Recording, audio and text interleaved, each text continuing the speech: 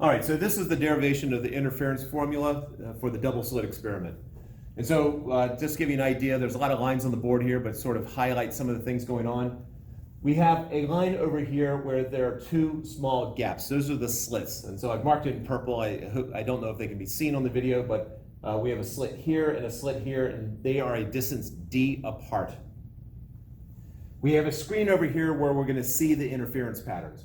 So we have a bright spot here that, just some arbitrary distance y away from this center line right here. So this center dotted line right here goes from halfway between the two slits to over here. Now, the light itself is going along these two black solid lines right here.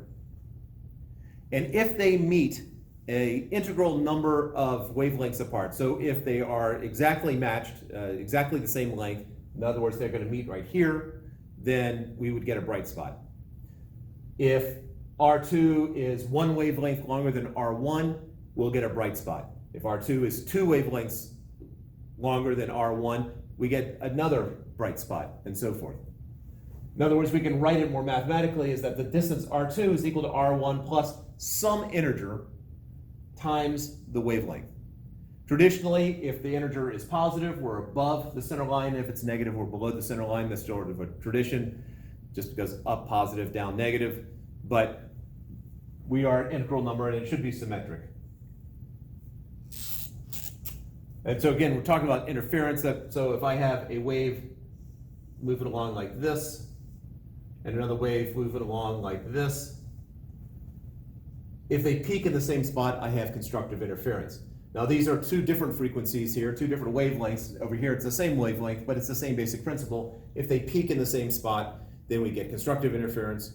Or if they bottom out in the same spot, we get constructive interference.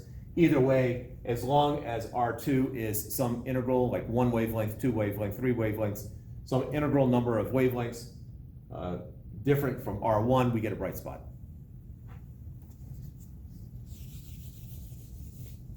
I've also marked 4 points here. Point A is where the location of the first slit, B is the location of the middle point, C is the location of the bottom slit, and D is the point over here where we get the bright spot. Now I'm going to use the law of cosines here. I will do a separate video deriving law of cosines for those who are interested, but just as idea, law of cosines is Pythagorean theorem on steroids. Pythagorean theorem requires a right triangle. Law of cosines does not, but there are similar patterns. So if I have a triangle right here where this is angle A, B, let's use Greek letters instead because so alpha, beta, and gamma, and this is side A, B, and C, then A squared is equal to B squared plus C squared, that's the part that kind of looks like Pythagorean theorem, minus 2 BC cosine of alpha. So this is the side that's opposite that angle, and these are the other two sides right here. Similarly, if that's starting with A squared, we could have done C squared. C squared is equal to A squared plus B squared, minus 2AB cosine of, I am going to flip those two angles around. Traditionally, beta is opposite B and gamma is opposite C. Doesn't make a huge amount of difference, but just tradition. So minus the cosine of the angle opposite of C, which is gamma here. And then B squared is equal to A squared plus C squared minus 2AC cosine of beta. All right, so those are the three formulas we can pull from this using law of cosines. Again, I'll derive law of cosines in a separate video, but I just at least wanted to give you some familiarity with it if you haven't seen it for a while or hadn't seen it.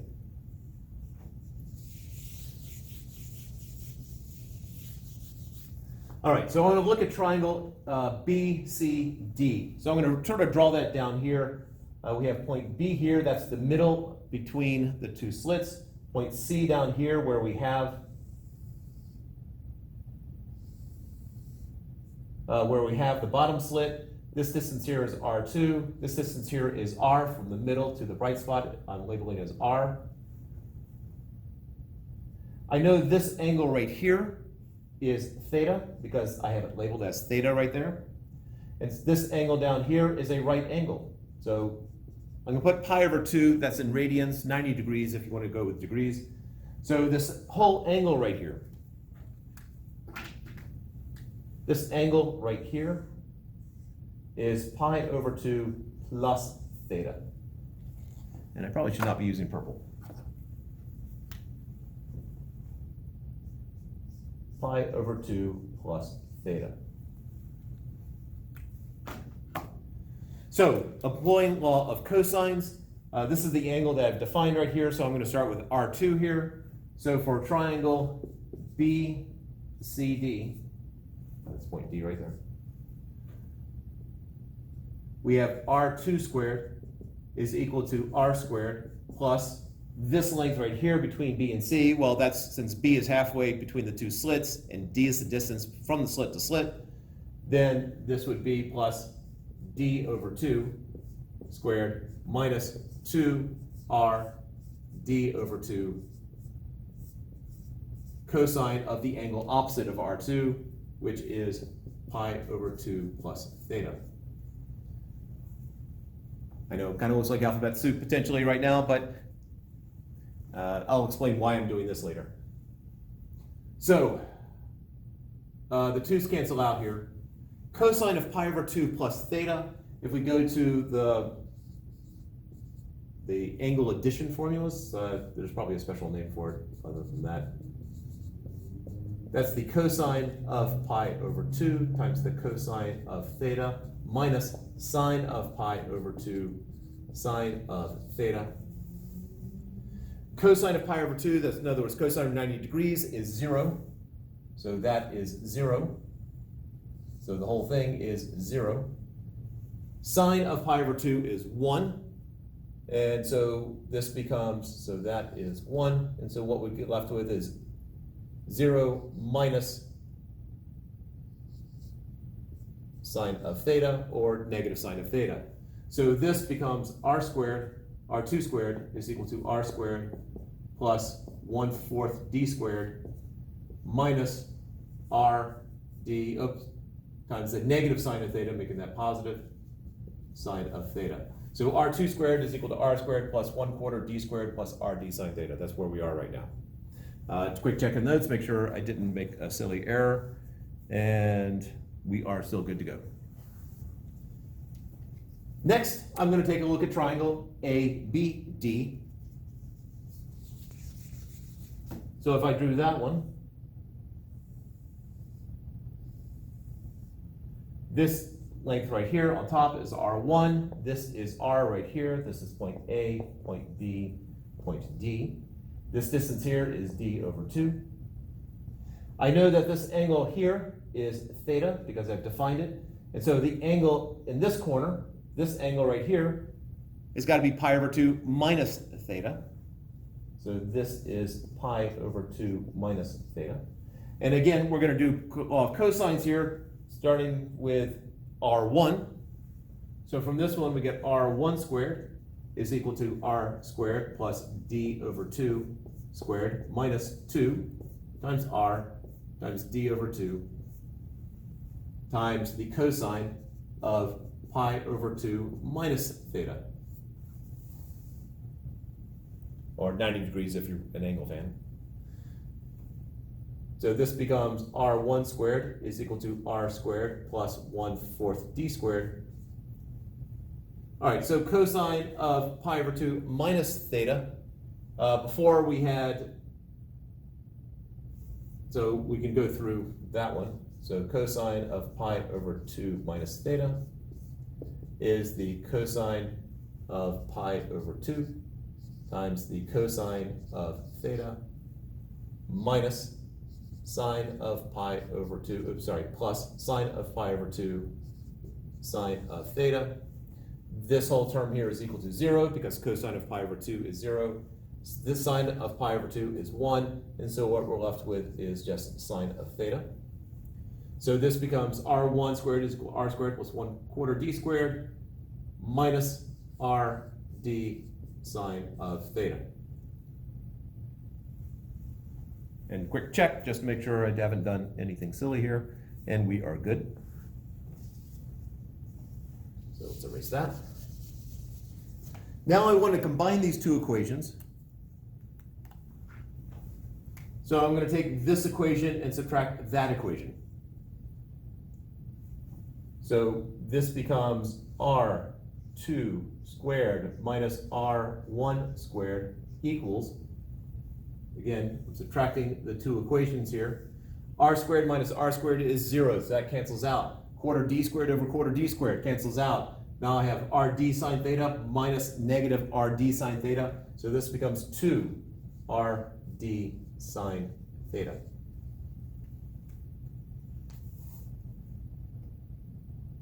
And so now we have this R2 squared minus R1 squared. This is an algebra thing.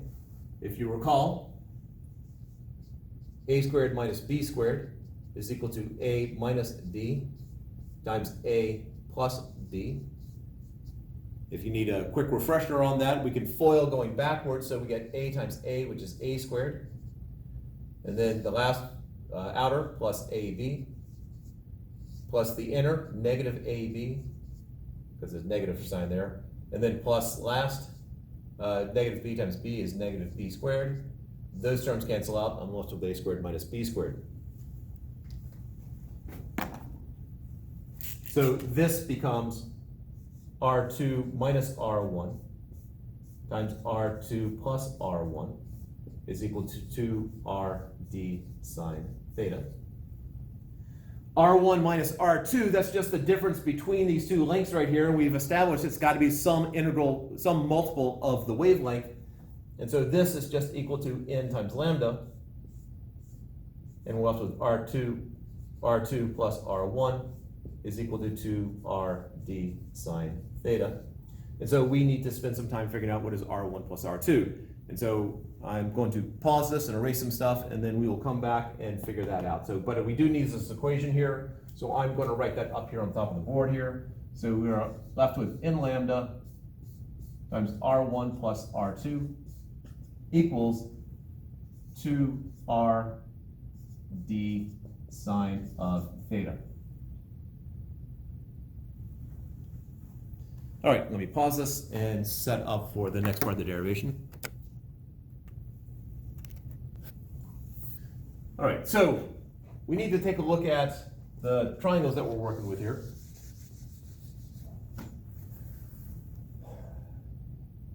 I need to figure out what is R1 plus R2. So what I'm going to do is take two right triangles and figure out what R1 is, figure out what R2 is. So if I look at this triangle right here, it's a right triangle. I've now labeled point E and point F. So if I look at triangle ADE, so this triangle right here, where I have this angle theta 1 down here, a right angle over here, this is a right angle, so Pythagorean theorem applies, or I could do law of cosines, but Pythagorean theorem is slightly simpler. So R1 squared equals L squared, because the distance from here to here is L, times this distance here squared. Well, this distance from here to here is D over 2. Because that's the distance from A to B, that's just half the distance between the two slits.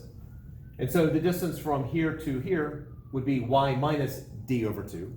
So this becomes L squared plus D over 2, plus y minus D over 2 squared. Looking at triangle CDF, so looking at this bigger triangle here,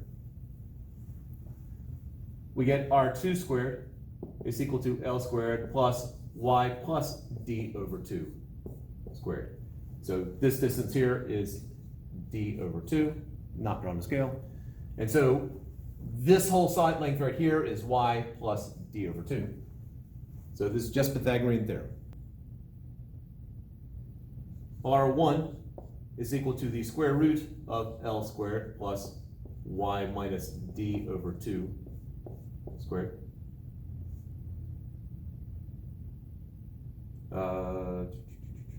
parentheses in the wrong spot there. There we go.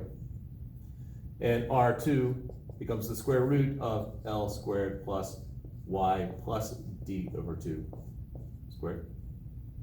And so the sum is just the sum of these two radicals. So let's put that over here. So R1 plus R2 is equal to the square root of L squared plus Y minus D over 2 squared plus the square root of L squared plus Y plus D over 2 squared. I want to get this into a form that I can manipulate a little bit later, so I'm going to factor an L squared out. Well, if I factor L squared out, then I bring an L, the radical makes it into an L, and then I'm left with the square root of 1 plus Y minus D over 2 over L squared. Now you can convince yourself that this is true by sort of reversing the process. L is the square root of L squared times the square root of 1 plus Y minus D over 2 over L squared. So now I have two things under the radical. If you recall, the square root of 5 times the square root of 2 is equal to the square root of 10. As long as there was square roots, I can just multiply what's inside, still taking the square root. So now bring L squared in, and so this becomes the square root of L squared times 1 plus Y minus D over 2 squared over L squared. And then when you distribute the L squared, the first case you end up with L squared, the second case the L squareds cancel out and you're left with, or I guess this. So, exploiting that, so this is equal to L times the square root of 1 plus, well, we can actually do one step further here. I can do this as Y over L minus D over 2L. So this is the square root of 1 plus Y over L plus, oops, minus D over 2L squared. And actually, I'm squaring a binomial here, so I can just go ahead and do the squaring. Again, going back to algebra 1, we get 1 plus Y over L squared plus 2 times, oops, minus 2 times Y over L times D over 2L plus D over 2L squared, which can somewhat simplify into square root of, so just looking at the radical, don't forget there's still an L out front, 1 plus Y over L squared minus, the 2's cancel out, and I'm left with YD over L squared plus D over 2L squared. So this up here becomes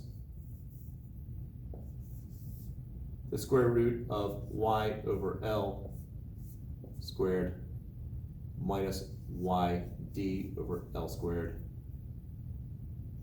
plus D over 2L squared plus L times the square root of, now do this one, 1 plus Y over L squared minus Y plus YD over L squared plus D over 2L squared. I think that's still on screen. All right, so what we have now is what looks like a huge mess. So now comes the simplification. Remember, D is the distance between the slits. So we're generally talking on order of the width of a human hair. It can be bigger, but it's tiny. The biggest slits I've ever seen, and try to give some sort of perspective here. So for perspective, the biggest slits I've ever seen, probably that far apart. So that far apart there. Now, so what we're looking at here, recognize L, be like I did it from the desk, minimum 2 meters. So we're talking a slit which is roughly a couple of millimeters at most, and for D and L is a distance of 2 meters or so. In essence, what I'm saying is that D over L is tiny. If we make that assumption, then this term right here is approximately 0. yd over L, y really is the projection onto the board, but d over L is small in and of itself, and so yd is also practically 0. Not as small as d over 2L squared, but it is still small. This is practically 0. Therefore, our R1 plus R2, and I picked probably the worst marker to use. R1 plus R2 equals, well, I'm now left with L times the square root of 1 plus y over L squared plus L square root of 1 plus y over L squared. In other words, I got twice that. So that's equal to 2L square root of 1 plus y over L squared, which is equal to 2 times the square root of L squared times the square root of 1 plus y over L squared. Multiplying L squared into this, we end up with 2 times the square root of L squared plus y squared. L squared plus y squared, that is the triangle B, and we'll throw in another letter here, G, BGD, from here to here to here.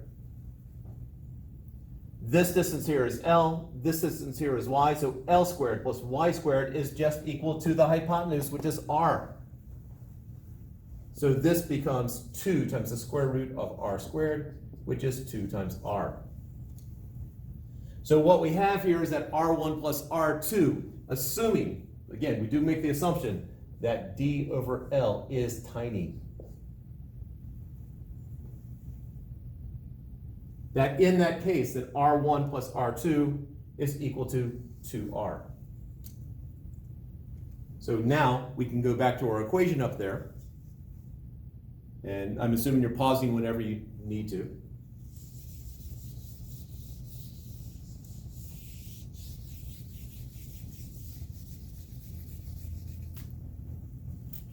And so this becomes n lambda times 2r is equal to 2r d sine theta.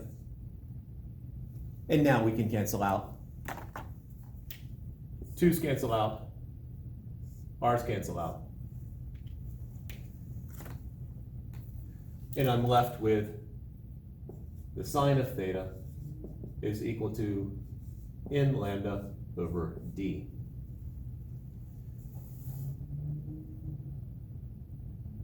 If we are dealing with, so in essence, what we're looking at here is that the sine of this angle not only is y divided by r, but it's also equal to whatever the multiple is of the wavelength divided by the distance of the slits.